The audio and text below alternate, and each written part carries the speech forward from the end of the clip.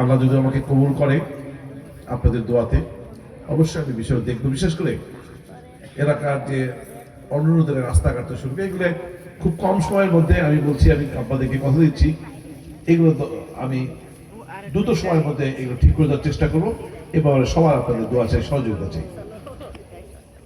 পাশাপাশি একটু কথা বলতে চাই, গত 17 বছরে আমরা দুর্নাম করতে চাই না, আমার কথাগুলো সত্য যে একেবারে ছোট বয়স থেকে একদম শিশু বয়স দেখেছি এই যে শীতের সময়গুলোতে আমাদের যারা বাংলাদেশের ইসলামী চিন্তাবিদ, ইমাম, মুফতি, মীর মাওলানারা শীতের মধ্যে যে ওয়াজ করেন, যেহেতু আমাদের আরবি শিক্ষা নেই, লাইনে আমাদের লেখাপড়া নেই, আমরা এদের কাছ থেকে ওয়াজ শুনে আমরা সারা বছর আমাদেরকে আমল করার কম বেশি চেষ্টা করি। কিন্তু গত 17 বছর যেখানে হুজুরা ওয়াজ করতে গেছেন বাধা দেওয়া হয়েছে, পারমিশন লাগে না। ওয়াজ মাহফিল করবো ইসলামী জালসা, মুসলমানের দেশে 90% মুসলমান দেশের ওয়াজের জন্য পারমিশন লাগবে, থানার পারমিশন লাগবে, টিউনের পারমিশন লাগবে।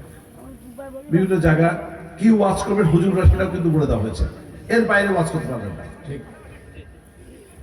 বাংলাদেশের ইতিহাসে প্রথম দেশের বড় বড় হুজুর মৌলানা তাদেরকে জেলে দিয়েছে, অনেকে ওনাদের অত্যাচার দেশ ছেড়ে পালিয়েছে।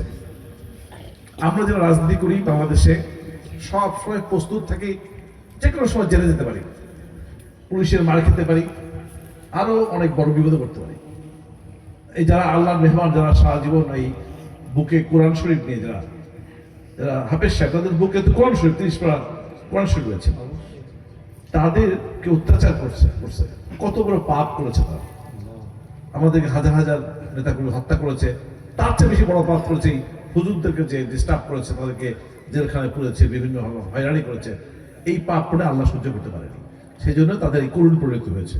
যাই হোক, এবার এই পরিবর্তিত পরিস্থিতিতে সারা বাংলাদেশে হুজুরা ওয়াজ করছেন, এটা আমাদের প্রতি আল্লাহর রহমত। এই জন্য কমপক্ষে আমরা সবাই আল্লাহর কাছে শুকরিয়া আদায় করি, আলহামদুলিল্লাহ।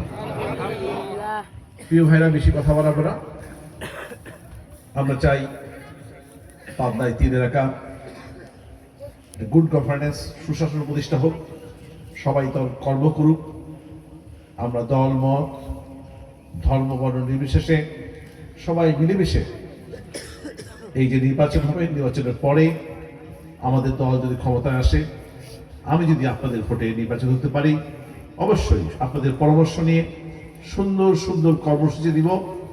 একদিকে আমাদের এলাকা উন্নতি হবে, অন্যদিকে আমরা সবাই সুখে শান্তিতে বসবাস করতে পারবো, সে একটা পরিবেশ আমরা নিশ্চিত করব ইনশাআল্লাহ। এ ব্যাপারে আপনাদের সবার সহযোগিতা প্রত্যাশা করছি।